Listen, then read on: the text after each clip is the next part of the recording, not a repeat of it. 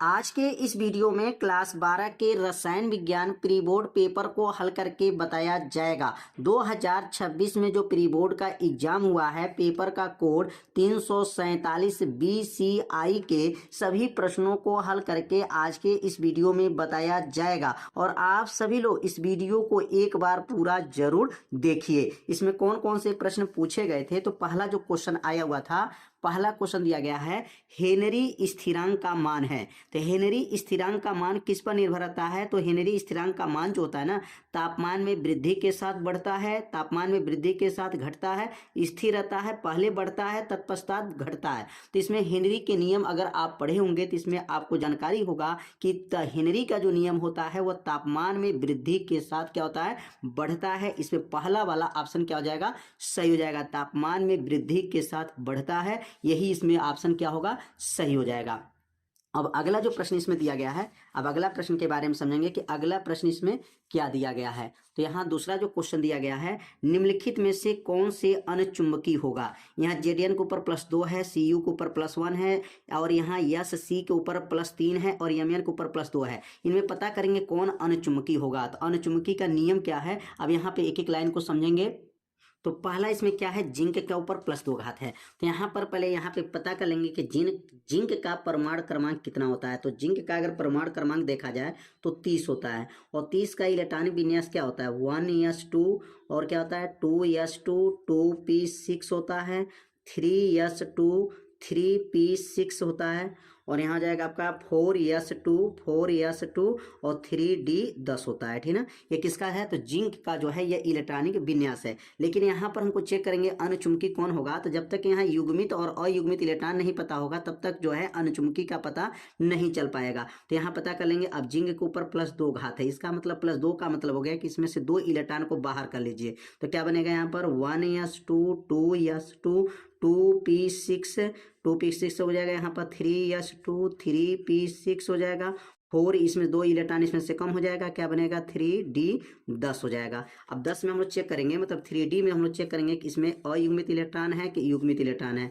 तो यहाँ पर जो है, यहाँ 5 बॉक्स जब बना लेंगे यहाँ पर, तो यहाँ पर जब 5 बॉक्स बनने के बाद जब इसमें इलेक्ट्रॉन भरेंगे तो एक electron 2 electron 3 electron 4 electron 5 electron 6 electron 7 electron 8 electron 9 electron 10 electron इसमें भरा गया। तो इसमें ये समझिए, इसमें जो है युग्मित इलेक्ट्रॉन पाए जाते हैं। तो जिसमें युग्मित इलेक्ट्रॉन पाए जाते हैं ना, वह चुंबकी होते हैं। क्या होते हैं, चुंबकी। मतलब यहाँ पर प्रतिचुंबकी माना जाता है। क्या माना जाता है, यह प्रतिचुंबकी है और हमको चेक करना है क्या, अणुचुंबकी। ये तो पहला पता चल गया कि क्या है, जो है यह है प्रतिचुंबकी आ गया, पहला जो हमारा पता चल गया, क्योंकि इसमें पूरा इसमें जो है इलेक्ट्रॉन भरा हुआ है। अब दूसरा क्या था इसमें, तो दूसरा देख सकते हैं, दूसरा क्या दिया गया यहाँ पर, सीयू के ऊपर +1 है। तो सीयू के ऊपर +1 है, तो अब सीयू का परमाणु क्रमांक कितना होता है, तो सीयू का परमाणु क्रमांक जो होता है ना, वो यह होता है, सीयू का परमाणु क्रमांक 29 होता है, 29। अब यहाँ पर 29 का जो है ना इलेक्ट्रॉनिक विन्यास निकालेंगे और यहाँ पर भी ऐसे ही पता करेंगे कि इसमें इलेक्ट्रॉन है कि नहीं, मतलब युग्मित है कि अयुग्मित। 1s2 2s2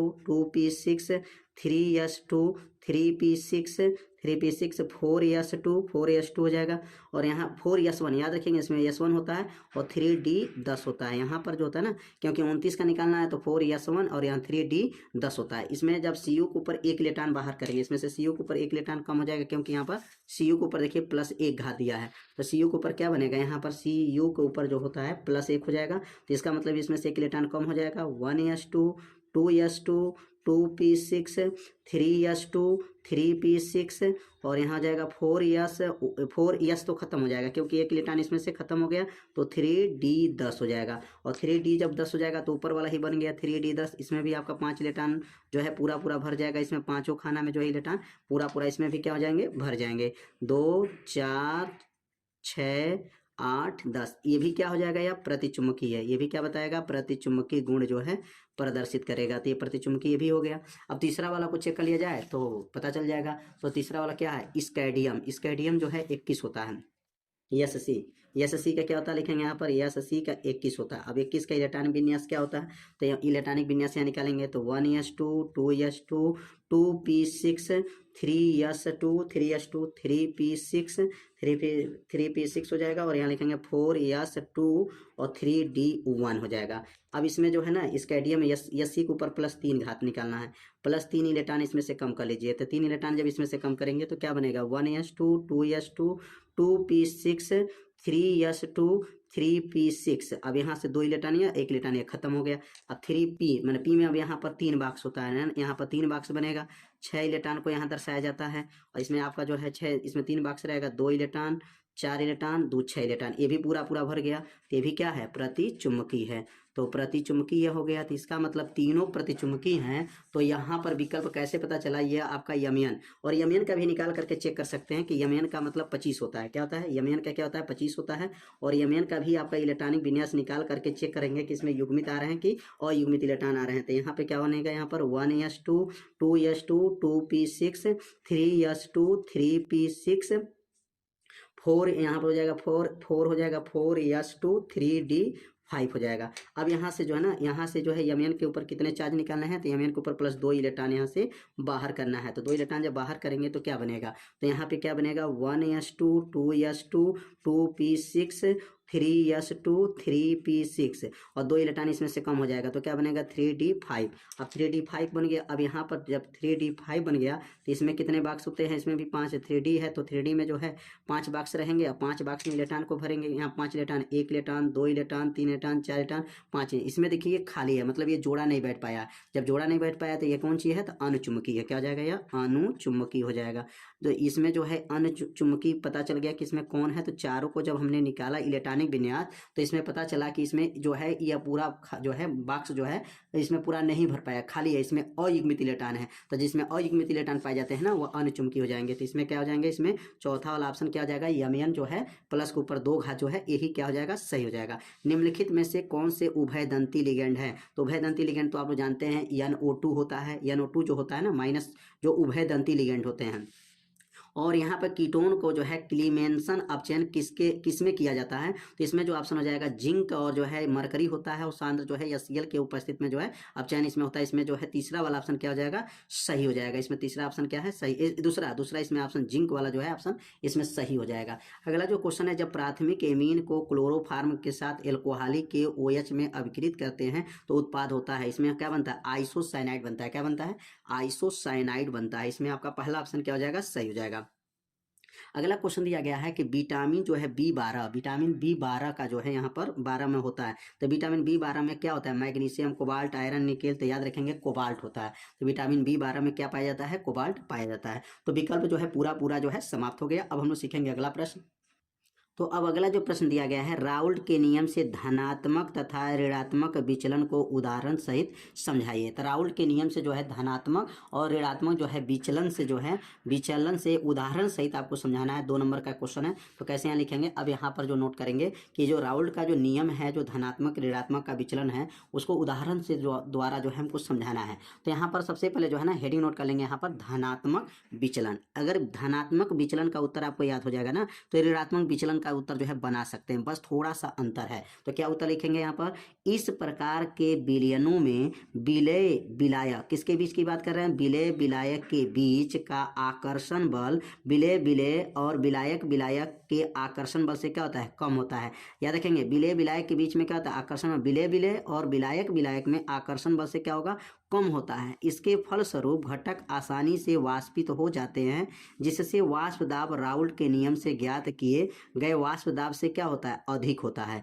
अब इसमें जहां अधिक है ना तो ऋणात्मक वाला में कम हो जाएगा, जो कम है ना वो अधिक हो जाएगा, बस यही ध्यान देना है। यहाँ पर जो उष्मा अवशोषित जो हो रहा है, यहाँ पर अधिक हो रहा है, यहाँ उष्मा अवशोषित हो रहा है, और यहाँ पर आयतन बढ़ रहा है, यहाँ पर आयतन बढ़ता है। अगले वाला में जो है ऋणात्मक विचलन में घटेगा, और जहाँ उष्मा अवशोषित हो रहा है ना वहाँ उष्मा निकलता रहेगा, उत्सर्जन विसर्जन होगा वहाँ पर। तो बस यहाँ पर क्या माने, इस प्रकार के विलयनों में विलय विलायक के बीच में क्या होगा, आकर्षण बल, विलय विलय और विलायक विलायक के आकर्षण बल से क्या होता है, कम होता है। और यहाँ पे क्या लिखेंगे, अगर इसमें पूछेंगे उदाहरण कौन हो जाएगा, तो याद रखेंगे धनात्मक विचलन का जो उदाहरण होता है ना, एथेनॉल होता है, साइक्लोहेक्सेन होता है, एसीटोन का मिश्रण होता है, कार्बन डाइऑक्साइड सल्फाइड और एसीटोन का जो है मिश्रण होता है। इसका उदाहरण भी आपको बताना है। अब देखिए ऋणात्मक विचलन में क्या होता है, बस थोड़ा सा अंतर है। जैसे आप धनात्मक विचलन का उत्तर समझे हैं, उसी प्रकार ऋणात्मक विचलन का भी उत्तर बना सकते हैं। इस प्रकार के विलयनों में विलय विलायक के बीच में आकर्षण बल, विलय विलय और विलायक विलायक के आकर्षण बल से क्या होता है, यहाँ अधिक होता है। पहले क्या था, यहाँ पर कम था, अब क्या हो गया है, अधिक हो गया। पहले वाला का उत्तर और दूसरे वाला का उत्तर में थोड़ा सा अंतर है। बस पहला अगर धनात्मक विचलन आपको उत्तर याद हो जाएगा ना, तो ऋणात्मक विचलन का आपको उत्तर बना सकते हैं। बस थोड़ा सा आपको ध्यान देना है, उसमें क्या बोलना है, कम, तो इसमें अधिक बोलना है। इसके फलस्वरूप घटक आसानी से वाष्पित नहीं होते हैं। उसमें वाष्पित हो जाते थे, लेकिन इसमें जो है ना वाष्पित नहीं होते हैं। और जिससे फलस्वरूप जो होता है, घटक जो है आसानी से वाष्पित नहीं होते हैं, जिससे वाष्प दाब राउल्ट के नियम से ज्ञात वाष्प दाब से क्या होता है, कम होता है। अगले वाले में क्या था, धनात्मक में यहाँ अधिक था, यहाँ पे क्या हो जाएगा, ऋणात्मक में क्या हो जाएगा, कम हो जाएगा। बस थोड़ा ध्यान देंगे, उसमें धनात्मक में अधिक बोलेंगे, ऋणात्मक वाला में कम बोलेंगे। और इसमें जो है, उसमें यहाँ पर कम हो रहा है, यहाँ पर ऊष्मा जो है उत्सर्जन हो रहा है, पहले वाले में ऊष्मा अवशोषित हो रहा था, यहाँ ऊष्मा बाहर निकल रहा है। और यहाँ आयतन क्या हो रहा है, घट रहा है, इसमें आयतन घट रहा है। और पहले वाले में धनात्मक में क्या बता रहे थे, आयतन जो है बढ़ रहा था। और इसका एग्जाम्पल क्या हो जाएगा, तो इसका एग्जाम्पल इसमें हो जाएगा कि क्लोरोफार्म है और एसीटोन का मिश्रण होता है। क्लोरोफार्म एसीटोन का मिश्रण किसका है, ऋणात्मक विचलन का उदाहरण है। और जल तथा HCl का मिश्रण भी जो है ऋणात्मक विचलन का जो है उदाहरण होता है। तो धनात्मक विचलन ऋणात्मक विचलन समझ में आ गया होगा, बस थोड़ा सा आपको अंतर है। अब इस अंतर को जो है ना आप लोग अपने कॉपी में जब लिख करके 2 बार पढ़ेंगे ना, तो आपको उत्तर क्या होगा, आसानी से उत्तर आपको याद हो जाएगा। तो अब सीखेंगे अगला प्रश्न क्या है। तो अगला जो प्रश्न दिया है, कारण सहित स्पष्ट कीजिए कि संक्रमण धातुएं तथा उनके यौगिक उत्तम उत्प्रेरक का कार्य करते हैं। तो कारण सहित आपको स्पष्ट करना है कि जो संक्रमण धातुएं होते हैं ना, उनके यौगिक उत्तम उत्प्रेरक का जो है कार्य करते हैं। तो कैसे उत्तर लिखेंगे यहाँ पर, तो लिखेंगे यहाँ पर कारण सहित आपको स्पष्ट करना है। तो यहाँ पर बताया जाएगा कि जो संक्रमण धातुएं और उनके यौगिक उत्तम उत्प्रेरक होते हैं, मतलब संक्रमण धातु और उनके यौगिक जो है हमेशा सर्वश्रेष्ठ उत्प्रेरक के रूप में प्रयोग होते हैं, क्योंकि वे परिवर्तनीय ऑक्सीकरण अवस्था दर्शाते हैं। कैसे होते हैं, परिवर्तनीय ऑक्सीकरण अवस्था प्रदर्शित करते हैं। इसका मतलब हो गया कि इसमें अलग अलग जो है ऑक्सीकरण संख्या जो है प्रदर्शित किया जाता है। और रिक्त डी कक्षक रहते हैं, मतलब रिक्त डी कक्षक का मतलब डी जो क्लास होते हैं ना, वह खाली होते हैं, मतलब भरे नहीं रहते हैं। और अभिकारकों के लिए सतह प्रदान करते हैं, जिससे वे आसानी से इलेक्ट्रॉन को त्याग या ग्रहण कर सकते हैं, मध्यवर्ती संकुल बना सकते हैं और ऊर्जा बाधा को कम करके अभिक्रिया के दर को क्या करते हैं, बढ़ा देते हैं। तो अभिक्रिया के दर को बढ़ाता कौन है, उत्प्रेरक बढ़ाते हैं। उत्प्रेरक के रूप में जो है उत्तम उत्प्रेरक जो है संक्रमण धातु को क्यों प्रयोग किया जाता है, क्योंकि संक्रमण धातु के जो अलग अलग जो तत्व होते हैं ना, उनके ऑक्सीकरण संख्या भी जो है अलग अलग होते हैं। और संक्रमण तत्व जो होते हैं ना, इसमें डी क्लास जो होते हैं ना, डी कक्षक में उनके इलेक्ट्रॉन जो है ना पूरा भरे नहीं रहते हैं, जिसके वजह से जो है यह उत्प्रेरक के रूप में अच्छे रूप में इसका प्रयोग किया जाता है। तो समझ में आ गया होगा, इसको 2 बार आप लोग पढ़ लीजिए। तो अब अगला जो क्वेश्चन दिया गया है, निम्नलिखित सहसंयोजक यौगिकों को IPSC नाम लिखिए। अब इसका IPSC नाम आपको बताना है कि इसका IPSC नाम क्या होगा और इसका जो है IPSC नाम क्या होगा। तो IPSC नाम निकाल करके आपको दिखाया जाएगा, बहुत आसान विधि से बताया जाएगा।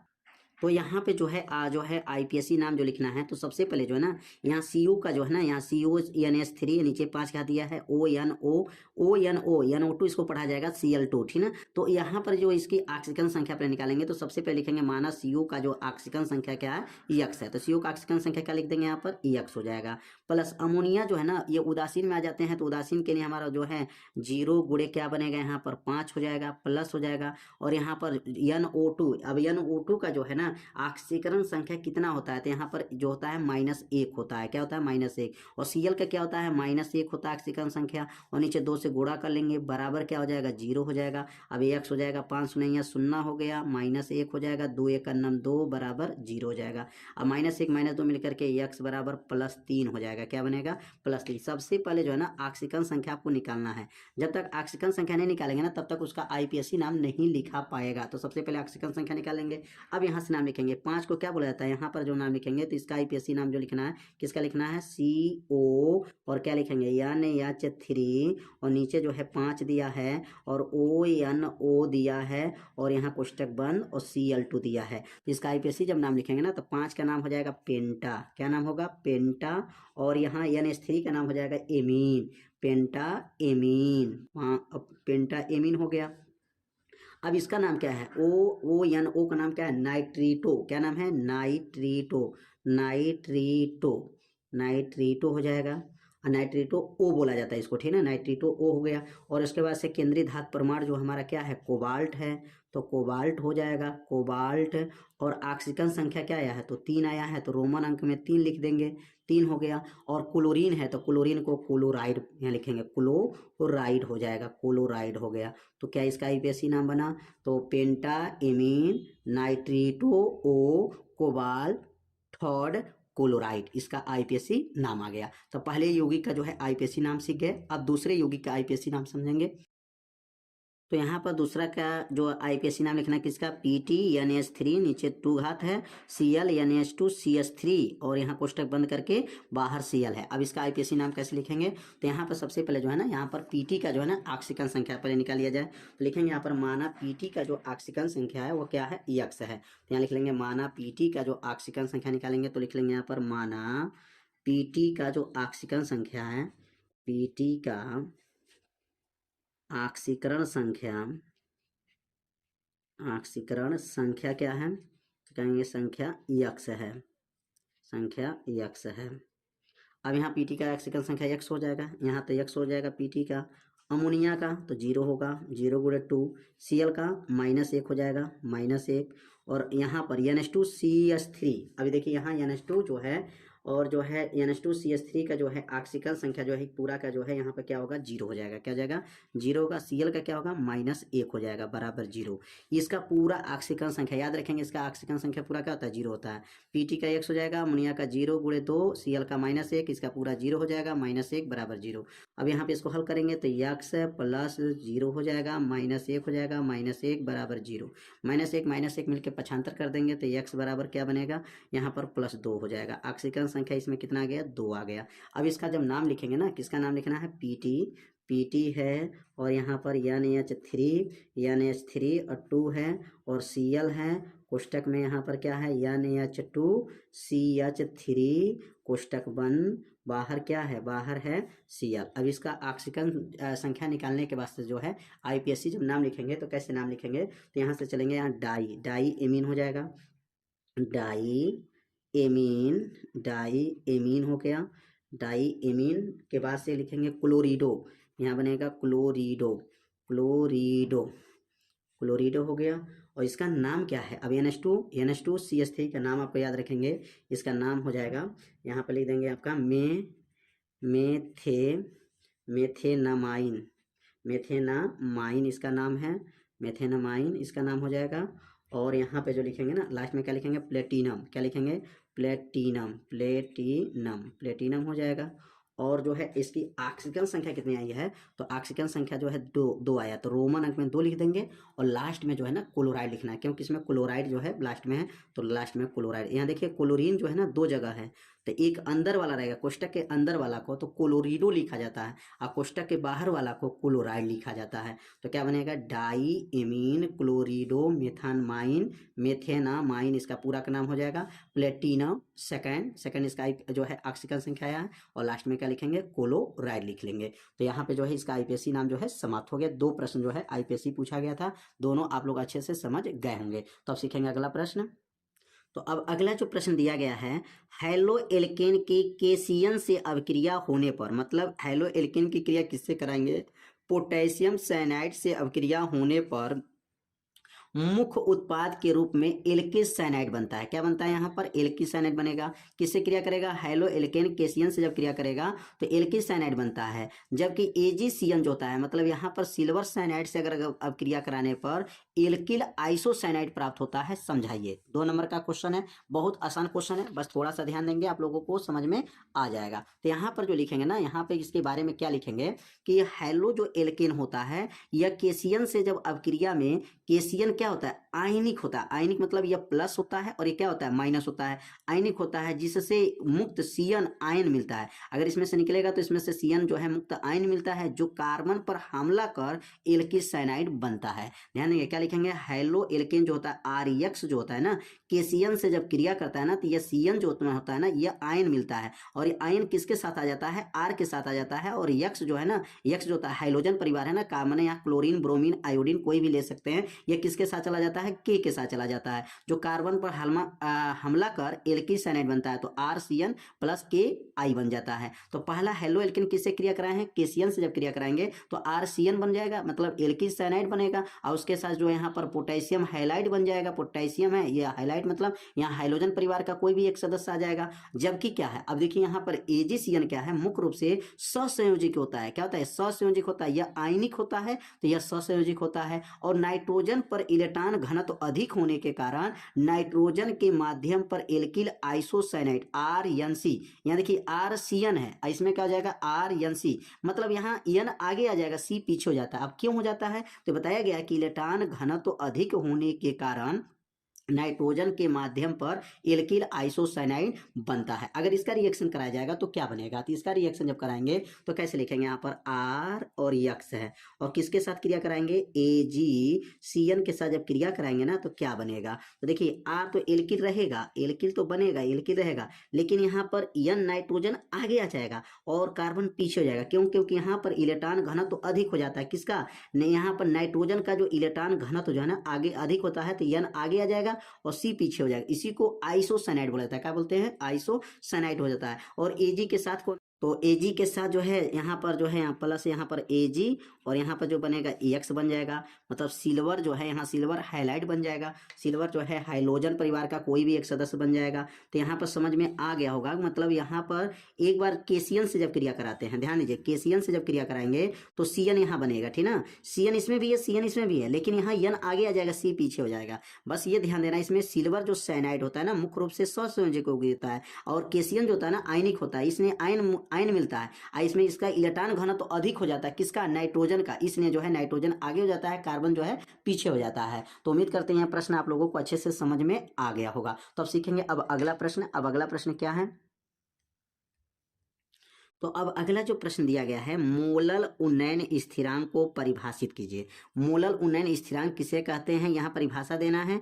किसी विलय के मोलर द्रव्यमान तथा मोलल उन्नयन स्थिरांक के बीच संबंध व्युत्पन्न कीजिए। ये 2 नंबर का क्वेश्चन है। तो इसमें आपको मोलल उन्नयन स्थिरांक के पहले परिभाषा समझेंगे और उनके बारे में जो है एक संबंध के बारे में बताना है। तो यहाँ पे क्या पहले परिभाषा होगा, तो अब यहाँ मोलल उन्नयन स्थिरांक की परिभाषा क्या लिखेंगे, तो परिभाषा लिख लेंगे यहाँ पर। जब परिभाषा को लिख करके 2 बार पढ़ देंगे ना तो परिभाषा को क्या होगा, याद हो जाएगा। तो क्या लिखेंगे, जब किसी अवाष्पशील अवाष्पशील अवाष्पशील विलय अवाष्पशील विलय का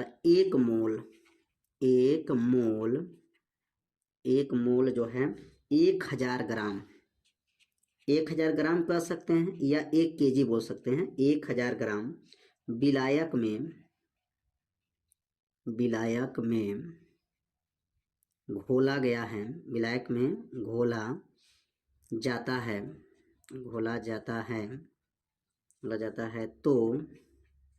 तो विलायक घोला जाता है तो विलायक के क्वथनांक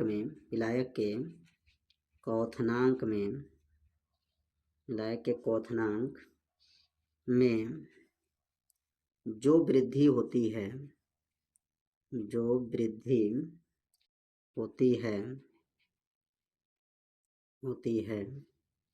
उसे मोलल क्या कहते हैं, मोलल उन्नयन स्थिरांक कहते हैं। मोलल उन्नयन स्थिरांक कहते हैं। कितना आसान परिभाषा है, बस 2 बार परिभाषा पढ़ेंगे ना तो आपको परिभाषा याद हो। जब किसी अवाष्पशील विलय का 1 मोल 1000 विलायक में क्या हो घोला जाता है तो विलायक के क्वथनांक में जो वृद्धि होती है उसे मोलल उन्नयन स्थिरांक कहते हैं। इसे किससे प्रदर्शित करते हैं तो यहाँ लिखेंगे इसे केबी से प्रदर्शित करते हैं, इसे केबी से प्रदर्शित करते हैं, प्रदर्शित करते हैं।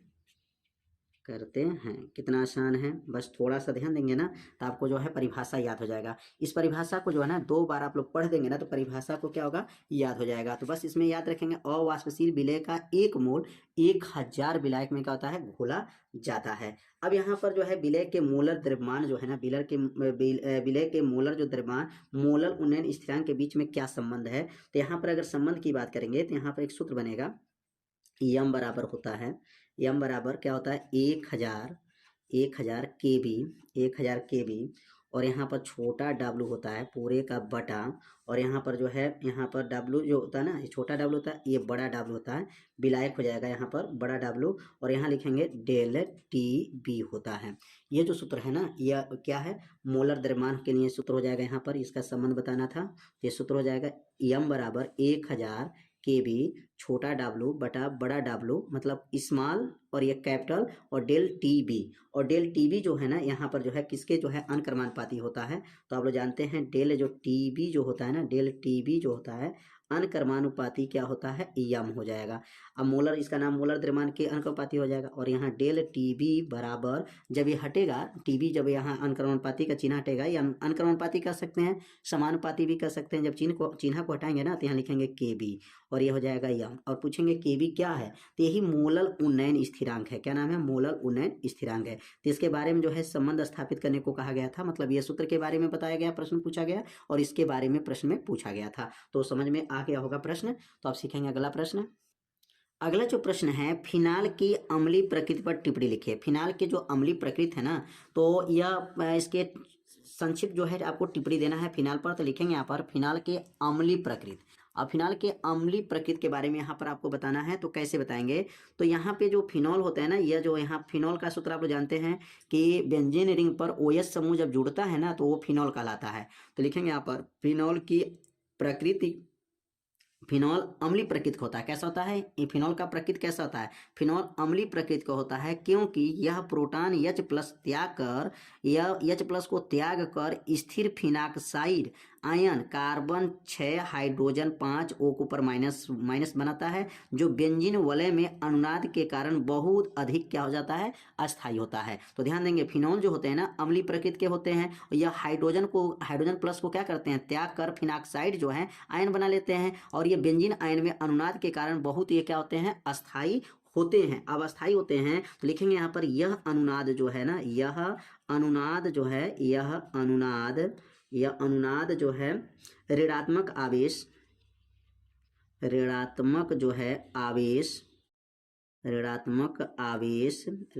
आवेश को पूरे जो है पूरे वलय पर फैला देता है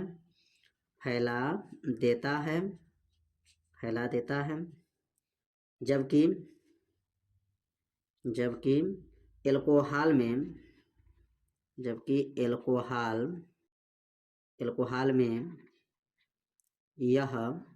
में यह अस्थायित्व नहीं होता है,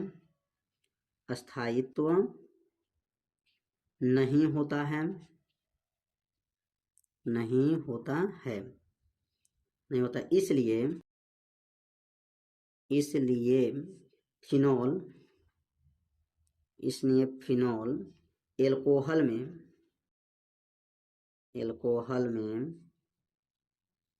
अधिक अम्लीय होता है। एल्कोहल से लिख देंगे एल्कोहल से अधिक अम्लीय होता